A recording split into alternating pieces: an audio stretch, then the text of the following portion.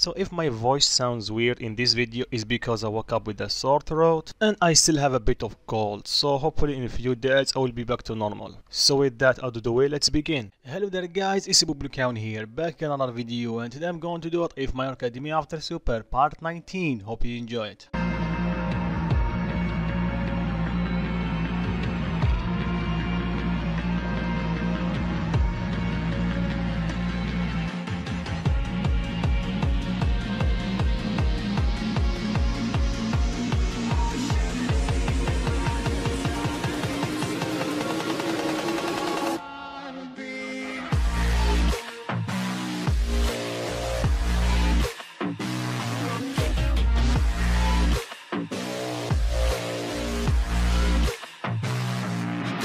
So last part, that was a month ago, we left off at the beginning of the overhaul arc, and it was completely different from the original because of Shigaki changing sides. Orphan decided to take the matter in his own hand, and after gathering some information about Shisaki and his plan, he decided to meet him, and with that they form an alliance that benefits both. Orphan got his body from 7 years ago, or basically before he fight All Might, again his potato form, and Shisaki got access to All for One labs, so that his project got basically all the resources that he will need. But something unexpected happened during this meeting. Eri tried to run away, and luckily she bumped into Deku, and just by sensing his ki, Deku knew that overall is big trouble. But right before he go in the offensive, like the anime, Eri ran back to overhaul. But Deku knew that something is wrong, so when he went back to his dorm, he wants Strip to come his lookout, or Dende in this case, after he tell him to keep an eye on Shisaki and Eri. And with that they know where Eri is kept hostage, but they don't know about that for now.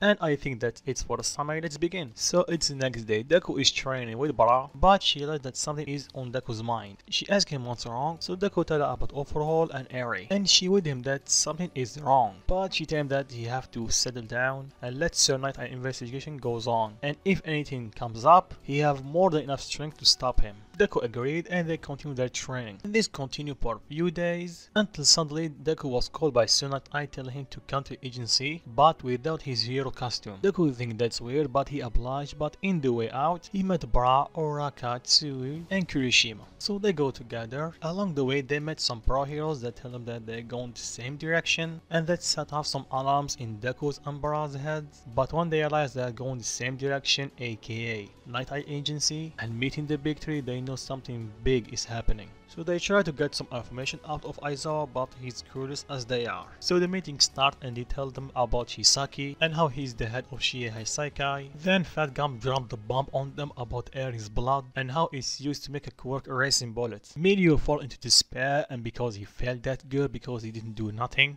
But Deku on the other hand is filled with rage. Sparks start surrounding his body. The ground starts shaking, and when he gear up, he let out a huge gust of wind that almost blown everyone away and started heading to the door. So Night Eye, after composing himself, he tells him what he's doing and where he's going. Deku reply he will save Eri. He already know where she's kept. So Night Eye was shocked, even he doesn't know where she was. Then Deku start heading out, but All Might stop him and tell him, "Stop it, young Midoriya, we cannot just power through any situation." Then Deku tell him, "So what should we do?" All Might was taken aback. He was expected Deku to be his usual self, but this time he just calm. But before he can reply anything, Deku tell him, "Give me one good reason why should I just go and break Shisaki's neck right now." Rocklock tell him that one, you cannot break the rules and you need a search warrant or a warrant to his arrest to barge into his house. And second, killing is wrong. Deku turn to Rocklock and tell him, "So letting a little girl suffer and be used like an object is what, okay? And how it will be to just lock this type of people in prison? You think they will feel remorseful? That they will change? Don't make me laugh." He decided to use a life of a little girl as an object. "So I will give you another chance. Give me one good reason why should I just go there and kill Shisaki." Rocklock tell him, "Heroes don't kill." Then Deku shouts, "Screw being a hero then. I never asked to be one to begin with. You're just a bunch of glorified clowns in costumes. You only care about fame and money. You don't give a damn about saving people." At first I thought that some of you are different. Some of you are real heroes. But I think I was wrong. Majority of you only think about how they fill their pockets and leave the defenseless to suffer.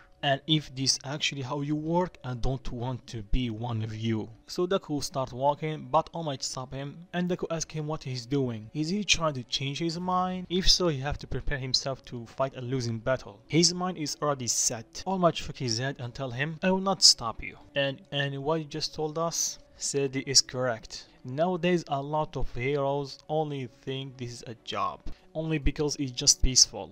But the way you are doing it is also wrong. We cannot fix people's life with breaking the law to a certain degree. So I'm asking you, young Midoriya, to not think with your emotions. Calm down and let us think of a plan. Deku reply, first of all Might, even though I'm angry and furious, I'm not blinding by them. Because last time I let my emotion get to me, I almost lost the most precious thing in my life. And about a plan, I already have one. Go there, save Eri, and that's it. And you know that I already have way more power that is needed to save her. All Might simply nod and agree with him. Then they could take a deep breath and tell All Might, so what should we do? All Might tell him we need at least an hour to get a search warrant. After that we go straight to Shisaki. Fine, I can wait for 1 hour. All Might smile and tell him good. So All Might wait along because he's the fastest there, well except for Deku and Bra, to get a search warrant. Meantime, Sernat asks Deku how does he know where Eri is. Deku flat out tell him that he know this technique is called sensing key. It's almost like a human radar, and he explained how we can use it, but leaving Dende from the equation. And after an hour that almost felt like an eternity, All Might returned with the search warrant and tell them let's go. But first they have to do a briefing in the cops, so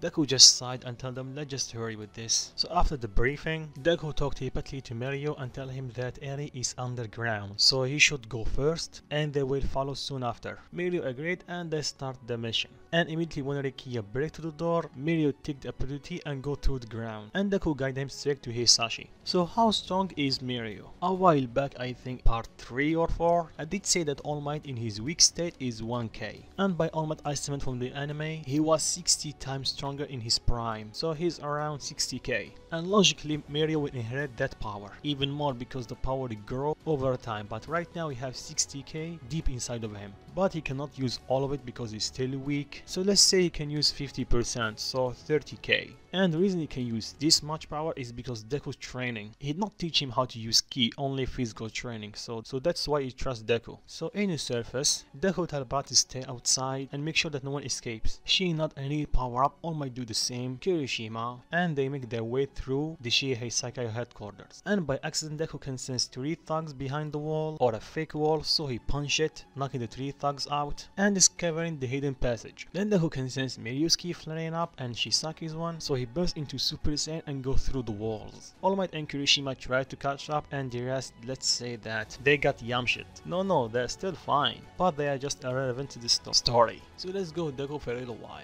When he arrived at Shisaki, Mirio already take care of it, because what do you think will happen? The only reason Mirio loses his quirk in original anime is because he cannot freeze through the wall and leave Eri behind. But right now he can freeze through the wall and break a mountain with 1 punch, so Shisaki was quickly defeated. Then something unexpected happened. 2 new moves seemingly appear from nowhere, but they are not attacking Mirio or Deku. They are going straight to Eri, and Eri is frozen in fear and they're moving quite fast for her. She's basically defenseless until she starts feeling warm all around her. She looks up and sees Deku in his Super Saiyan form blocking both of new moves, then turning them to dust. Deku looked down, smiled and tell Eri she's okay. She nodded. Deku carry her the same way he did few days back. Then they escort Shisaki and his man outside, and they think that's that. Then Deku starts sensing it. 5 huge power coming toward them, and they are fast. Deku shot everybody get out of here, but when he said that, a small Frieza ship show up, and 4 Frieza soldiers come out of it. Deku start thinking 2 of them are quite powerful, but the 3 others, one let's say is medium, but the 2 are just weak. He thinks that are just pilots, and the 2 strongest one look like Todoriya and Zarbon. Maybe they are the descendants. No, it's not because I'm too lazy to think of new characters. Nah, you just overthink it.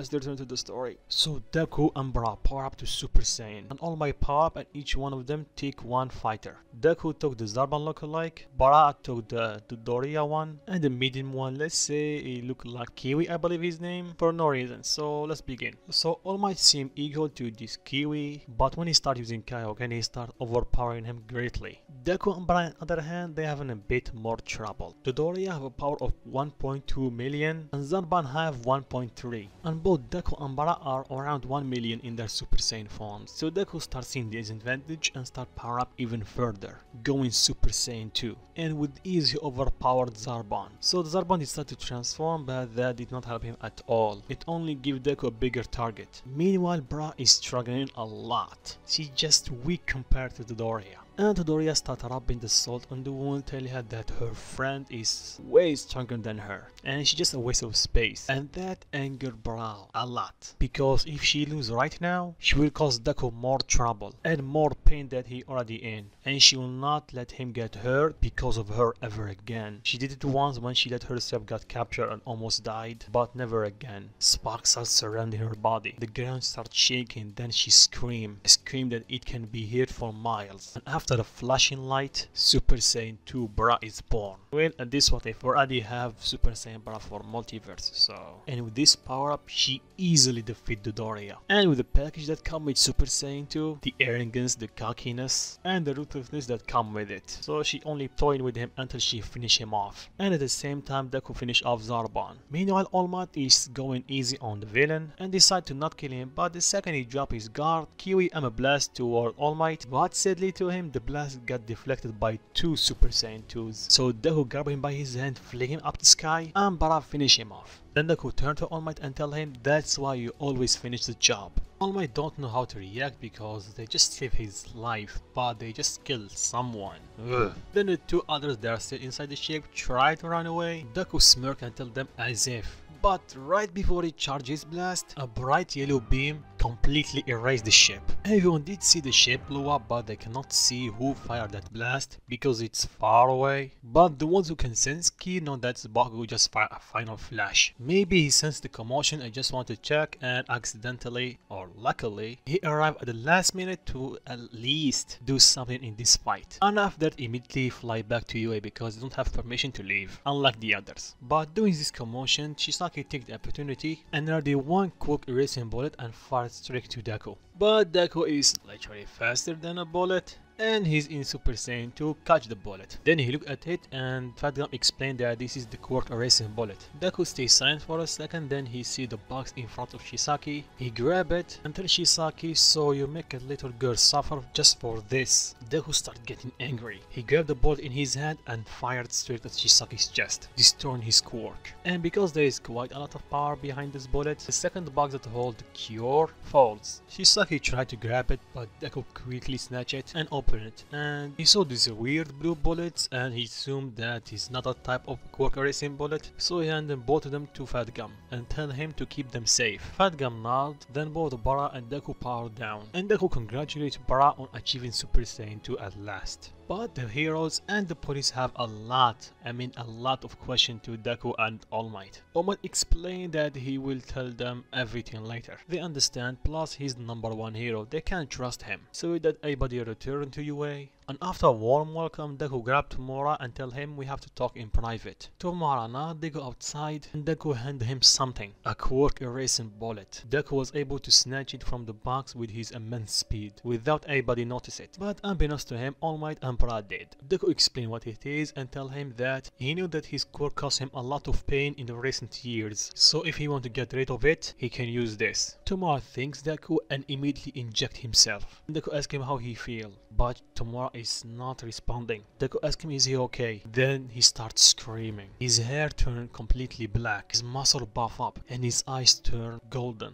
and his ki flare up, and he was able to land a solid hit to Deku, but it did no damage. The only reason he was able to land it is because Deku was taken off guard, so everybody can sense the commotion and this immense ki show up from nowhere. Then they see Shigaraki, but he's a bit different, he's a bit more buff. and he's fighting like a monster, literally. Deku start thinking he did see this form before, but where? I'll figure that out later. Deku power up to Super Saiyan and land a powerful gut punch to Shigaraki, knocking him out. Then Deku carry him to the group. Luckily no one saw the fight except 1A. Then they ask Deku what happened. Deku tells them he doesn't know, but maybe. And I think I'm going to stop it right here. So what do you think of it? What will happen with the death of the Frieza soldier? And where is the Galactic Patrol? And where did this new form of Shisaki come from? Leave your thoughts in comments down below. And like always guys, peace.